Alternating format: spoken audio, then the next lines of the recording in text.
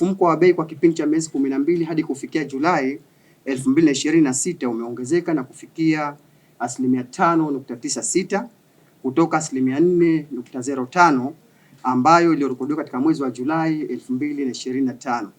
Aidha, kiwango cha mfumuko wa bei kilichorekodiwa kwa mwezi Juni 2026 kilikuwa ni 6.01. Kundi la chakula na vinywaji visivyo na vileo limeongezeka na kufikia 10.91 ikilinganishwa na 4.87 iliyorekodiwa katika mwezi wa Julai 2025.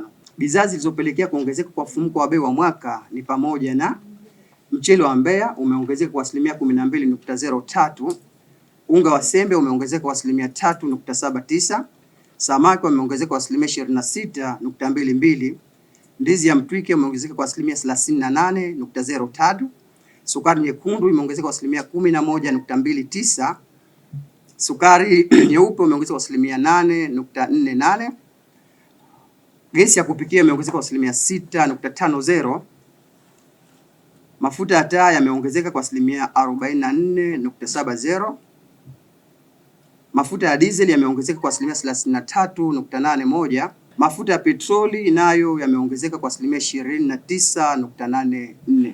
Mfumuko wa bei wa bidhaa za chakula na vinywaji visivyo na kileo kwa mwezi ulioishia Julai 2026 umepungua na kufikia 0.61 ikilinganishwa na 1.65 iliyorekodiwa katika mwezi wa Julai 2026. Bidhaa zilizopelekea kupungua kwa mfumuko wa bei kwa mwezi ni pamoja na unga wa ngano ambao ni 0.58, mafuta ya kupikia aina ya OK ambayo ilikuwa ni 0.85, ndizi ya mkono mmoja ambayo ilikuwa ni 7.09. Hali kadhalika kwenye mchele wa Mbeya, lakini wa Mbeya wa mwaka umeongezeka na kufikia 12.03.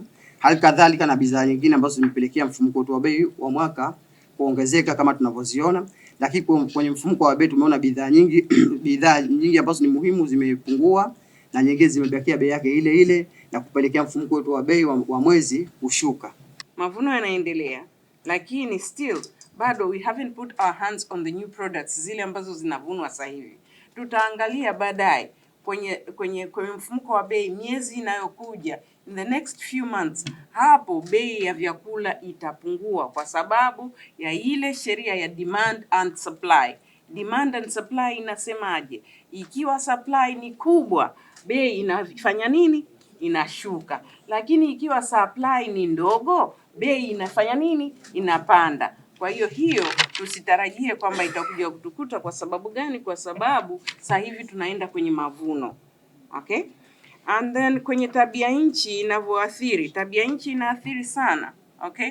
Tabia nchi inaathiri sana, especially kwenye supply ya vyakula, goods and services kiufupi.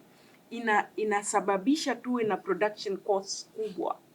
Production costs zikishakuwa kubwa, basi inamaanisha kwamba yule anaiproduce vile vyakula lazima na yeye apate chochote. Okay? Sasa hapo tena inakuja ile sababu ya supply chain. Supply chain ni kwamba nini? Chakula kitoke pale kilipo Mafinga au kitoke kule Iringa mpaka kifike hapa Zanzibar. Hakiji kwa hewa, kinakuja kwa transport, lazima kiwe transported. There are some taxes ambazo wanalipa wakija mpaka kifike hapa. Ndio maana inakuja ikifika hapa bei inakuwa ni tofauti kabisa. Kwa hiyo mtu anaona bora anunue chakula kuliko kununua non-food items. Tukiangalia hata percentage ya non-food items ni ndogo sana. Kwa hiyo tukiboresha uzalishaji wa ndani kwenye kilimo na uvuvi. Kwenye uvuvi kama tunaona kwenye presentation aliyotupa just a few minutes ago, tunaona kwamba samaki wamepanda bei. Hiyo inatokana na nini? Huu ni mwezi wa Julai. Tunazungumzia mfumuko wa bei wa mwezi wa Julai.